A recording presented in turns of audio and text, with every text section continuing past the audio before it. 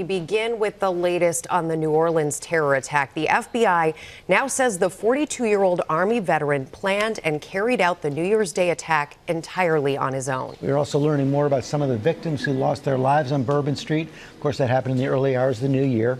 Whit Johnson starts us off from New Orleans. Good morning, Whit.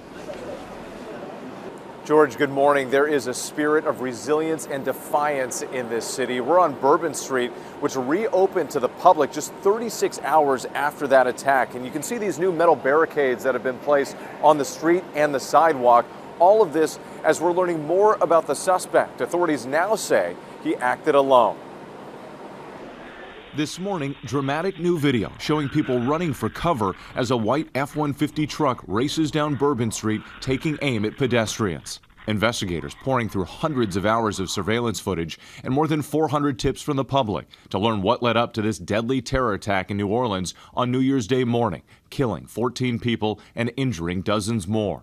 What I can tell you right now is that he was 100% inspired by ISIS. The FBI revealing a new detailed timeline, saying 42-year-old Shamsuddin Jabbar drove that rented truck from Houston to New Orleans on December 31st, about 340 miles. Starting at 1:29 a.m. on January 1st, authorities say he began posting multiple videos to Facebook, claiming he joined ISIS before last summer and pledged allegiance to the group. In the first video, Jabbar explains he originally planned to harm his family and friends, but was concerned the news headlines would not focus on the, quote, war between the believers and the disbelievers. At 2:03 a.m., just over an hour before the attack, he's seen walking along Dauphine Street, just a block from Bourbon Street. This photo showing one of the two coolers where the FBI says he placed explosive devices inside and had a remote detonator.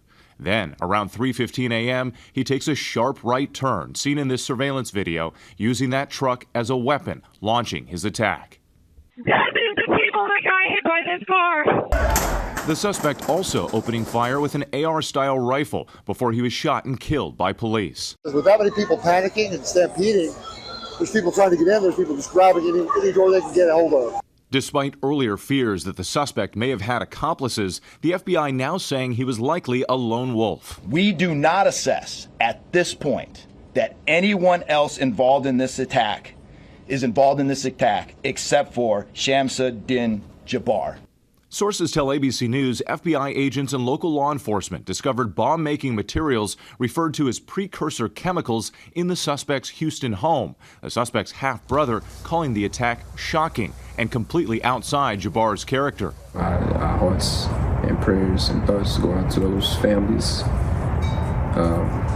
and those who witnessed this tragedy.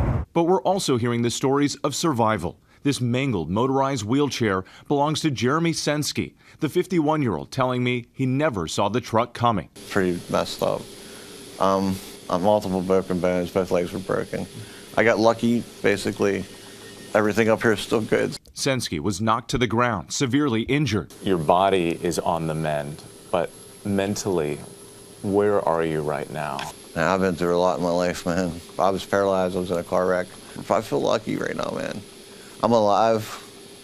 I still got the people I was with, they're still alive. Trauma nurse Ricky Bryant was enjoying his night off when he got an alert about the attack and ran to help.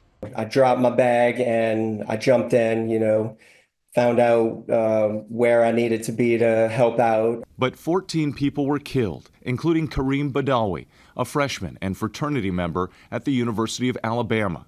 Family and friends remembering him as a talented athlete known for his hard work and team spirit. Fun-loving guy, never looked for the center of attention. He was always there, though, just because he was a positive guy and well-liked. Drew Dauphin loved to be on the water. His family saying the 26-year-old had an infectious smile who lit up every room he entered.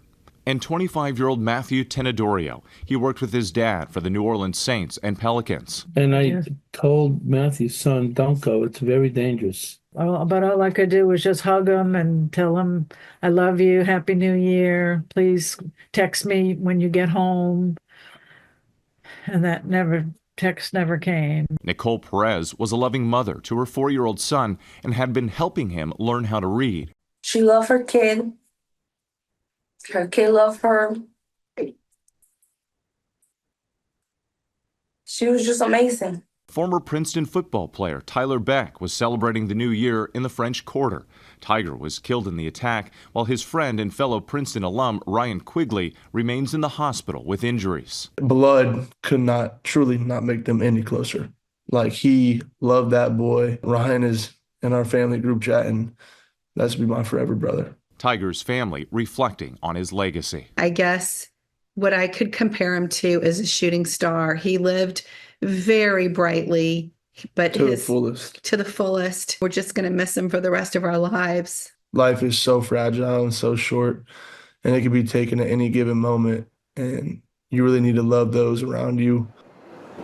And you can see this growing memorial here on Bourbon Street. The New Orleans Police Department and other city officials in a private ceremony placing 14 yellow roses here, which symbolize friendship and joy to honor those who lost their lives. And of course, so many others still recovering in local hospitals.